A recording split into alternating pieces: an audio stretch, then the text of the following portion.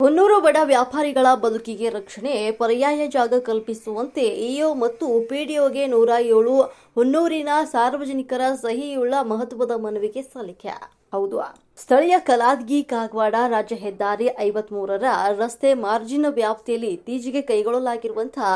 ಅತಿಕ್ರಮಣ ತೆರವು ಕಾರ್ಯಾಚರಣೆಯ ನೆಪದಲ್ಲಿ ಕಳೆದ ಹಲವು ವರ್ಷಗಳಿಂದ ಕಾನೂನುಬದ್ಧವಾಗಿ ವ್ಯಾಪಾರ ನಡೆಸಿಕೊಂಡು ಬಂದಂತಹ ಸಣ್ಣ ಪುಟ್ಟ ಡಬ್ಬಾ ಅಂಗಡಿಗಳ ಬಡ ವ್ಯಾಪಾರಿಗಳನ್ನ ಹಾಗೂ ಸಾರ್ವಜನಿಕರ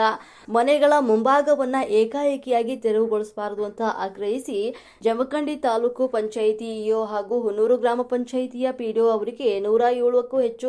ವ್ಯಾಪಾರಸ್ಥರು ಮತ್ತು ಮನೆ ಮಾಲೀಕರು ಸಹಿಯುಳ್ಳ ಮಹತ್ವದ ಸಾರ್ವಜನಿಕ ಮನವಿ ಪತ್ರವನ್ನು ಸಲ್ಲಿಸಲಾಯಿತು.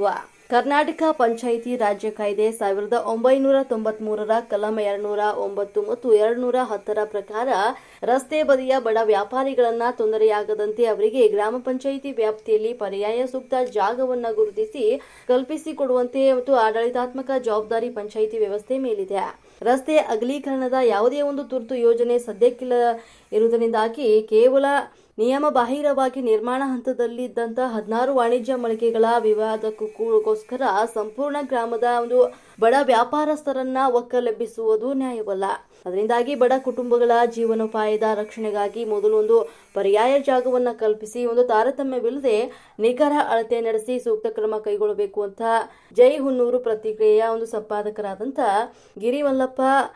ಕಡಪಟ್ಟಿ ಅವರ ನೇತೃತ್ವದಲ್ಲಿ ಗ್ರಾಮದ 100ಕ್ಕೂ ಹೆಚ್ಚು ವ್ಯಾಪಾರಸ್ಥರು ಅಧಿಕಾರಿಗಳಿಗೆ ಮನವಿಯನ್ನು ಸಲ್ಲಿಸಿ ಒತ್ತಾಯಿಸಿದ್ದಾರೆ.